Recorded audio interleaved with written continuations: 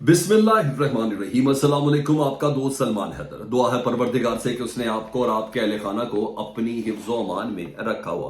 कहते हैं नहीं बल्कि यकीन है कि एक मजबूत रियासत अगर कायम होगी तो उसके अंदर ही कोई अच्छे और तगड़े तरीके से या मजबूत तरीके से कोई सियासत कर सकेगा या सियासी जमातें या जमहूरी इक़्तिदार जो है वो पनपी जा सकेगी। जिस खबर की तरफ मैं आपकी तवज्जो मबजूल कराना चाह रहा हूँ वो सियासत से कम मुल्क के मौजूदा हालात के है और इंतहा की हद को रेड अलर्ट है इस वक्त पाकिस्तान के तमाम बड़े शहरों में। हाई अलर्ट की बात नहीं कर रहा, रेड अलर्ट है। किस बिना पर और मैं किस वजह से कह रहा हूं कि ये जो हुकूमत इस वक्त अपनी मस्ती के अंदर लगी हुई है और अपना सबसे बड़ा दुश्मन इमरान खान को गर्दान रही है। असल दुश्मन दाखिल हो चुके हैं पाकिस्तान में और ये हुकूमत मजाज थी और हक रखती थी कि किसी वक्त भी कोई एमरजेंसी की इजलास तलब कर लिया जाता, लेकिन अभी तक किसी किस्म का नेशनल सिक्योरिटी का कोई इजलास तलब नहीं किया गया। दहशत गर्दी की ये लहर अचानक से बढ़ गई है जी। केपीके में तो तवातुर से हो रहे थे ये वाक़यात और आपने सीटीडी वाला हेडक्वार्टर का कब्जा भी देखा जिसमें 25 दहशतगर्द जहानुम वासिल हुए। पाक फौज के जवान भी जिसके अंदर शहीद हुए। फिर आर्मी चीफ गए बाकायदा तौर पर तरबेला में और फिर वजीरिस्तान में। गमाजी थी कि कुछ बड़ा होने जा रहा है और डेफिनेटली जिनके 25 बंदे गए तो वो भी तो अपने जख्म चाट रहे होंगे। फिर इस्लामाबाद का आपने खुदकुश हमला जो बड़ी कोशिश थी जो नाकाम बनाई पुलिस के जवानों ने वो हमने देखी। अब बलूचिस्तान में भी तमाम नेटवर्क जो मैं आपसे रिपोर्ट करने लगा हूं ना, ये वो नहीं है जिनको नाकाम बना दिया गया। ये भी आपको ध्यान में रखिए। जो मैं अभी आगे आपको दिलचस्प और स्पेशली तवज्जो तलब जो खबरें मैं आपको देने लगा हूं।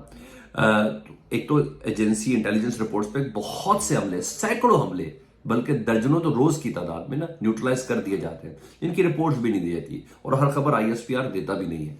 ये भी मैं आपको बताऊं, बहुत से ऐसे हाई वैल्यू टारगेट होते हैं जो न्यूट्रलाइज हो रहे होते हैं क्योंकि आगे नेटवर्क पकड़ना होता है, इसलिए उनके मैसेजेस नहीं दिए जा रहे होते।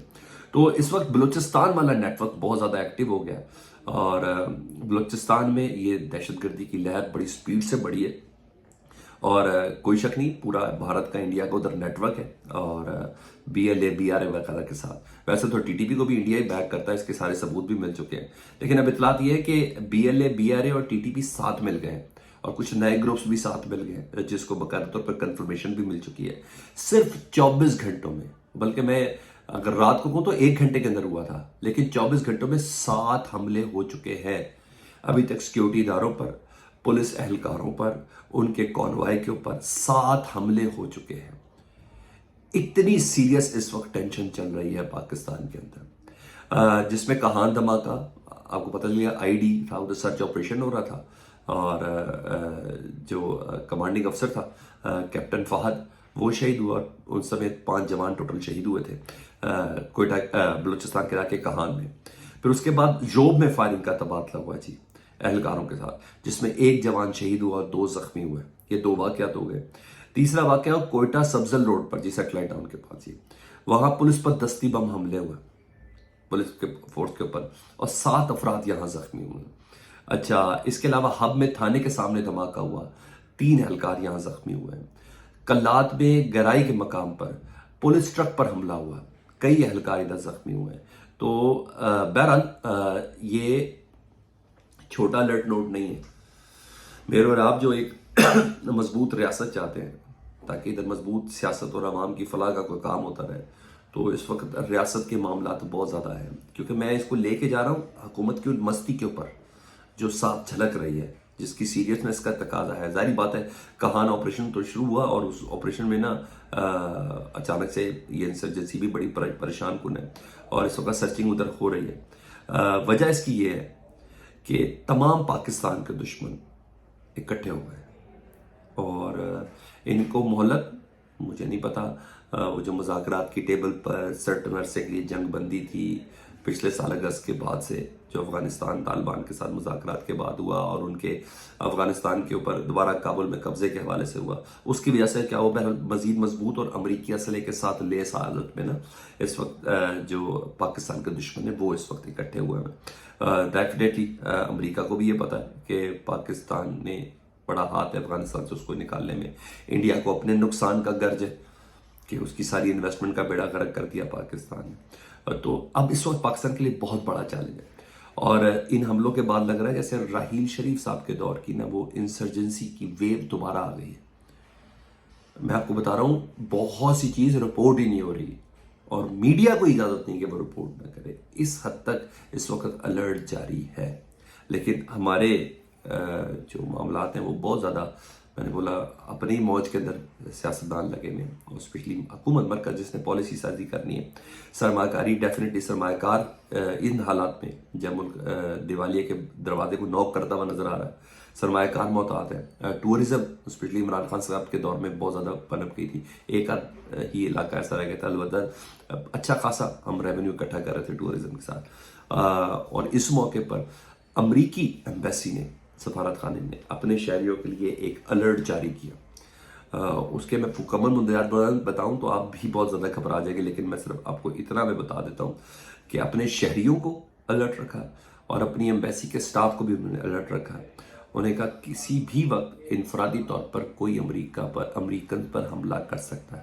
اور سائٹ انہوں نے ٹینٹیٹو بتائی ہے کرسمس کی چھٹیوں پہ میریٹ ہوٹل. انہوں نے کہا میریٹ ہوٹل میں نہیں جانا، کیونکہ بڑے ہوٹلز میں کرسمس ٹریز وغیرہ اور یہ پارٹیز وغیرہ ساری چل رہی ہوتی ہے، اور اس حوالے سے الرٹ ہے. اور بھارت نے بھی اس الرٹ کو بہت زیادہ سرکولیٹ کیا ہوا. میں مختلف سائٹس دیکھ رہا تھا تو بھارت نے بھی اس کو کہا کہ پاکستان اس وقت دہشت گردی کی نظر ہو چکا ہے. اور یورپی ممالک جس میں برطانیہ، اٹلی، فرانس، انہوں نے بھی اپنے شہریوں کو الرٹ جاری کر دیا ہے. یہ بڑی معنی خیز ایکٹیویٹیز ہیں جو اچانک ہو گئی ہے. اور مگر دکھ یہ کہ ابھی تک حکومت نے نیشنل سیکیورٹی کمیٹی کی میٹنگ کال نہیں کی. انہوں نے کرنی بھی نہیں ہے. اب ان کا یہ تپڑ بھی نہیں ہے نا. اب کریں گے آرمی چیف. یہ میں آپ کو خبر ایک بار پھر دے رہا ہوں، army chief national security committee کی میٹنگ کال کرنے جا رہے ہیں. اگلے چند دنوں میں ہو جائے گا. ملٹری آپریشن کا آغاز ہو چکا ہے. مجھے بڑے اچھے سے یاد ہے کہ رد الفساد کی اپروول نیشنل سیکیورٹی کمیٹی میں بہت بعد میں ملی، جس کا کریڈٹ نواز شریف صاحب لیتے رہے، لیکن اس کا آغاز بہت پہلے ہو چکا ہوا تھا. جی ہاں، اس کا آغاز بہت پہلے ہو چکا ہوا تھا. تو یہ سب تو چیزیں چل رہی ہیں، مگر سرٹن پہ جب بیک ہوتی ہے نا ریاست کو، حکومت کی، تو پھر بجٹس بھی چلتے ہیں. جب بجٹ چلتے ہیں تو پھر کھول کے آپ کو آخری یہ جنگ لڑنی ہوتی ہے. تو نیشنل سیکیورٹی کمیٹی کے اجلاس کی جو اپروول ہے نا، وہ بڑا میٹر کرتی ہے جی اس کے اندر. تو اتنی تو میں آپ کو خبر دے رہا ہوں کہ اب آرمی چیف کی ڈیمانڈ کے اوپر یہ اجلاس آنے والے دنوں میں ہو رہا ہے. اس میں عمران خان صاحب بھی بیچ میں ہوں گے. اس میں بہت سے لوگ اب ٹیبل کے اندر اوپر بیٹھیں گے. ہاں، یہ سب سیاستدانوں کے اکٹھے ہونے کا وقت ہو گیا. یہ مضبوط ریاست ہوگی تو یہ لوگ سیاست کر سکیں گے. جب پاکستان ہی ہل رہا ہوگا تو سیاست کیسی ہوگی؟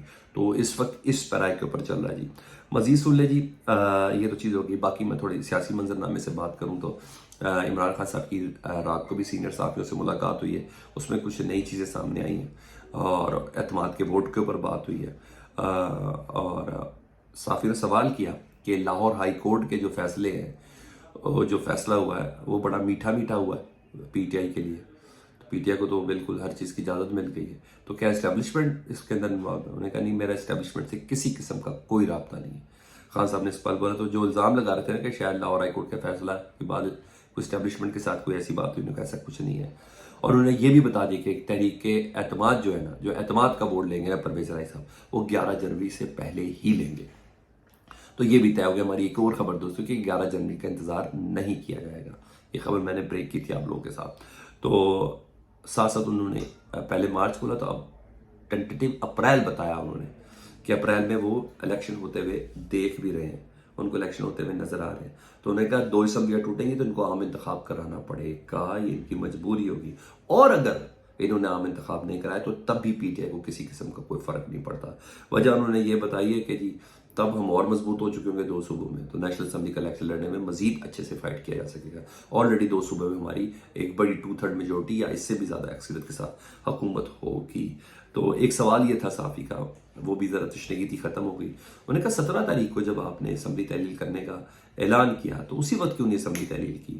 23 تاریخ کی کیوں ڈیٹ تھی؟ انہوں نے کہا 2 وجہ تھی. ایک تو اپنے اتحادیوں کو کنونسنگ موڈ میں منانا تھا، یہ ورڈ ہے ان کا، کنونسنگ موڈ میں منانا تھا، بہت بڑا ضروری تھا.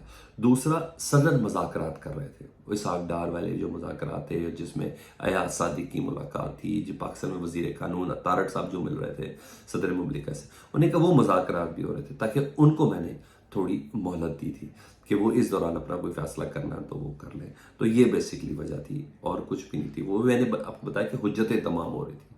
تو خان صاحب بڑے کلیئر ہے اور حکومت اپنی مستی میں لگی ہوئی ہے. جہاں دہشت گردوں سے مقابلہ کرنا ہے وہاں عمران خان صاحب کو دہشت گرد سمجھا جا رہا ہے، اور وہاں جہاں دشمن انڈیا اور دیگر کی چالوں کو سمجھ رہا ہے وہاں عمران خان صاحب کی سیاست کو سمجھنے کی کوشش کی جا رہی ہے. اور یہ میں محض لفاظی نہیں کر رہا، آن گراؤنڈ آپ اس چیز کے وٹنس ہیں. اگر کسی کو شک ہے تو مجھے کمنٹ سیکشن میں ضرور بتا دیں.